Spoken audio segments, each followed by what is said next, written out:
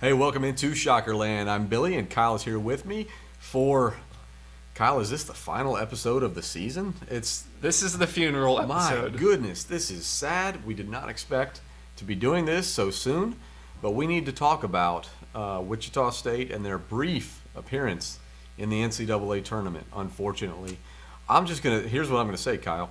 What happened? Can you tell us what happened to this team?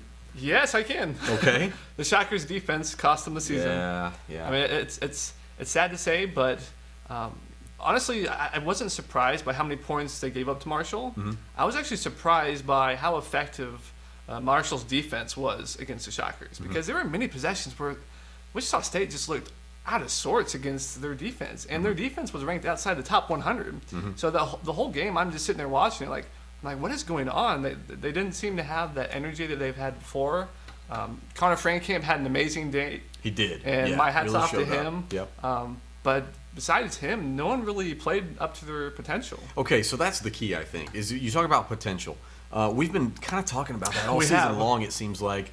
There is the concept that the whole is better than the parts. We call that synergy. Oh, What is a big word there.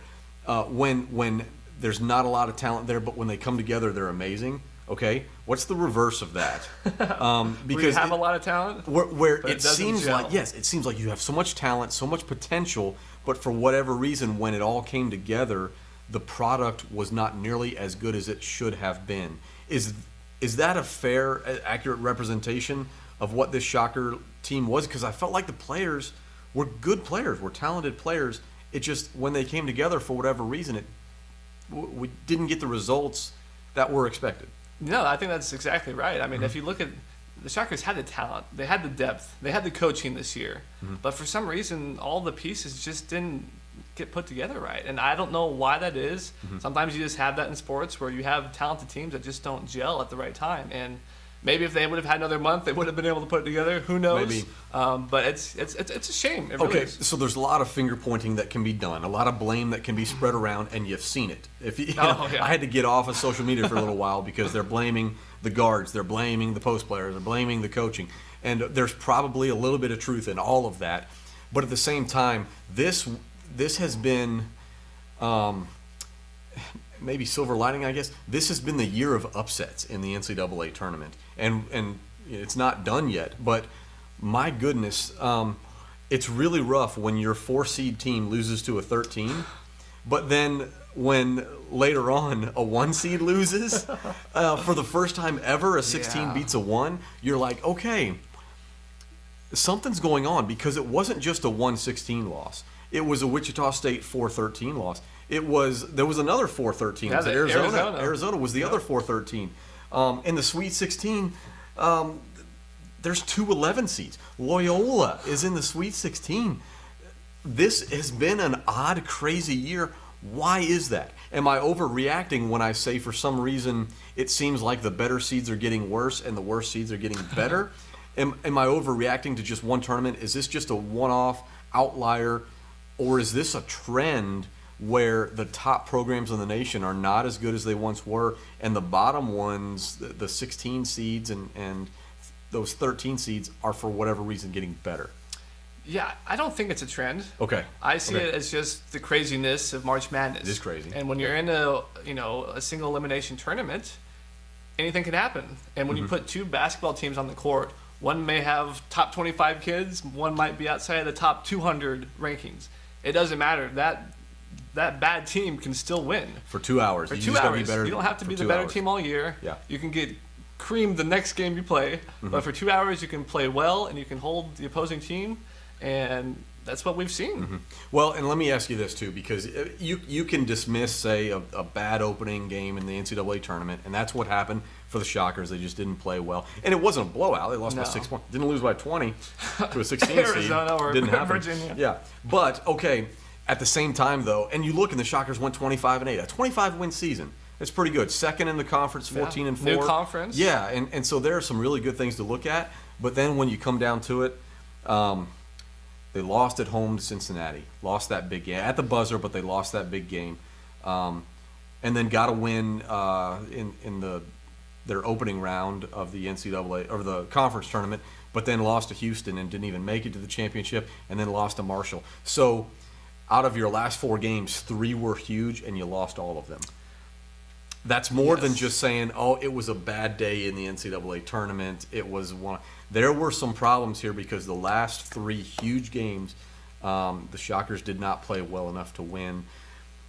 Should we be concerned? Should we be panicking, or do we just dismiss this? That's the end of the season. It's going to be virtually a brand new team next year. How do we see that?